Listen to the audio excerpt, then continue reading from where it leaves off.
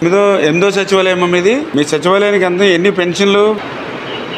407 పింఛన్లు. ఓకే, 30వ తారీఖుని మీకు అమౌంట్ పడేది. 31వ తారీఖు సాయంత్రమే మళ్ళీ మీరు వాలంటీర్లకి డిస్ట్రిబ్యూట్ ఇచ్చేవారు, వాళ్ళు 1వ తారీఖుని ఇచ్చేసేవారు. కానీ ఈసారి అమౌంట్ పడలేదు మీకు. అసలు ప్రాబ్లం అది, అంతే కదా అన్నారమ్మా?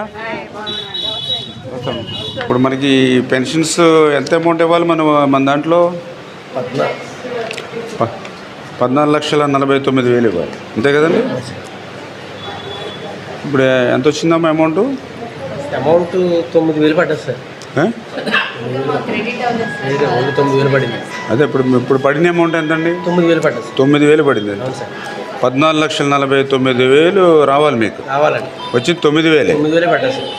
మరి ఇక్కడ ఇంకా చాలా మంది ఉన్నారు పెన్షన్దారులు. అదే పర్లేదు సార్. అంటే ఇప్పుడు మీకు అమౌంట్ రాలా?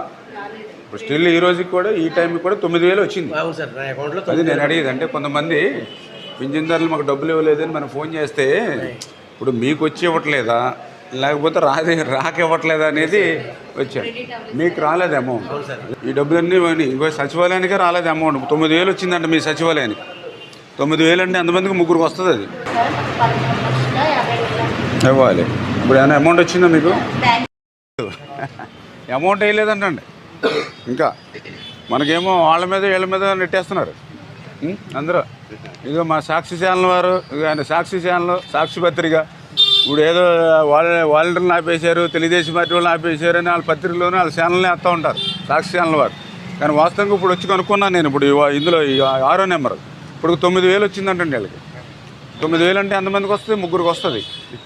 ఇప్పుడు నేను మళ్ళీ అక్కడ సచివాలయంకి వెళ్ళాను, ఏది 8వ నెంబర్కి. అక్కడ వాళ్ళకి 12,53,000 రావాలి. 3,80,000 వచ్చింది వాళ్ళకి. ఇదివరకు ఏంటంటే ప్రతి నెల కూడా 30వ తారీఖునే వచ్చేస్తుంది. పింఛన్ల పంపిణీపై జగన్మోహన్ రెడ్డి గారు చెప్పేది ఒకటి, క్షేత్రస్థాయిలో జరిగేది ఒకటి. ఆయన చెప్తూ ఉన్నారు ఏదైతే వాలంటీర్స్ని నిలిపడంతో ఈవేళ వీళ్ళకి పెన్షన్లు అందలేదని. కానీ ఈవేళ వాస్తవంగా ఈవేళ సచివాలయాలకు వస్తే ఈరోజు 3వ తేదీ 4:30 సమయం అవుతుంది. అంటే 3వ తేదీ కూడా మూసిపోతుంది. మరి ఇంకా పింఛన్ల సొమ్ము ఎందుకు అందలేదని చెప్పి ఇప్పుడే నేను సచివాలయాలు తిరుగుతూ, ఉదాహరణకి ఇప్పుడే 6వ నెంబర్ సచివాలయానికి వస్తే మరి ఇక్కడ అడిగా ఎంత అమౌంట్ మీరు పింఛన్లకు ఇవ్వాలమ్మా మీ సచివాలయానికంటే 14,49,000 ఇవ్వాలని చెప్పారు. మరి ఇప్పుడు మీ దగ్గర ఎందుకు మీరు ఇంకా వీళ్ళకి అమౌంట్ ఇవ్వలేదు, ఇక్కడ ఇంతమంది కనిపిస్తున్నారు బయట అని అడిగితే మాకు ఎప్పటి వరకు వచ్చింది 9,000 రూపాయలు మాత్రమే అని చెప్పారు. అంటే 9,000 రూపాయలు ఇస్తే ముగ్గురికి కూడా పింఛన్ ఇవ్వడానికి సరిపోయినటువంటి పరిస్థితి.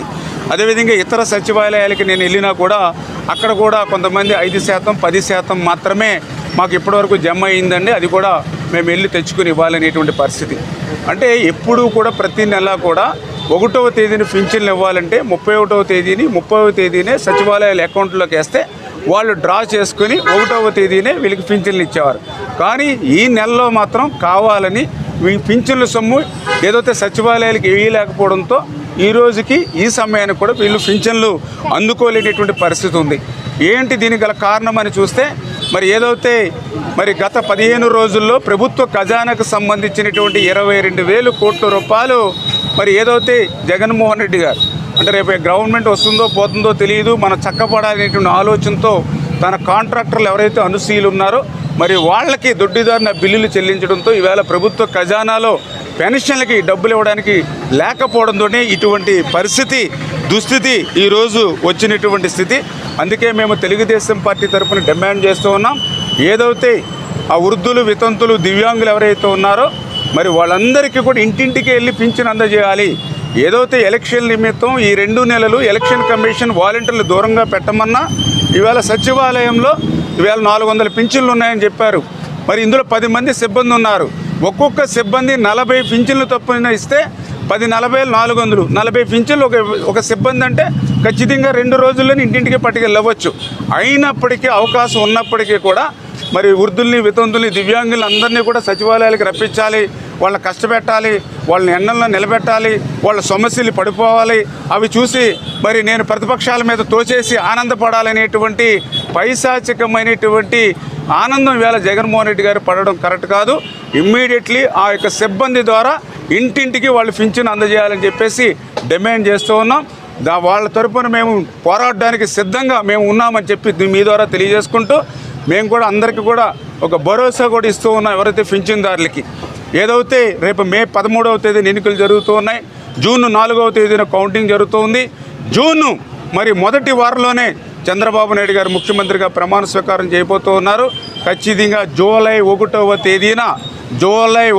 తేదీ నుంచి పెంచినటువంటి పింఛను అంటే ఏదైతే వృద్ధులు వితంతులు ఎవరైతే ఉన్నారో వాళ్ళకి 4,000 రూపాయలు పింఛను, అదేవిధంగా ఏదైతే దివ్యాంగులు ఎవరైతే ఉన్నారో పెంచిన పింఛను 5,000 రూపాయలు వాళ్ళ ఇంటికి తీసుకెళ్ళి ఇచ్చేటువంటి బాధ్యత తెలుగుదేశం పార్టీ, బీజేపీ, జనసేన తీసుకుంటామని ఆ యొక్క అవ్వమ్మలకు తాతమ్మలకు అందరికి కూడా ధైర్యం చెప్తాం.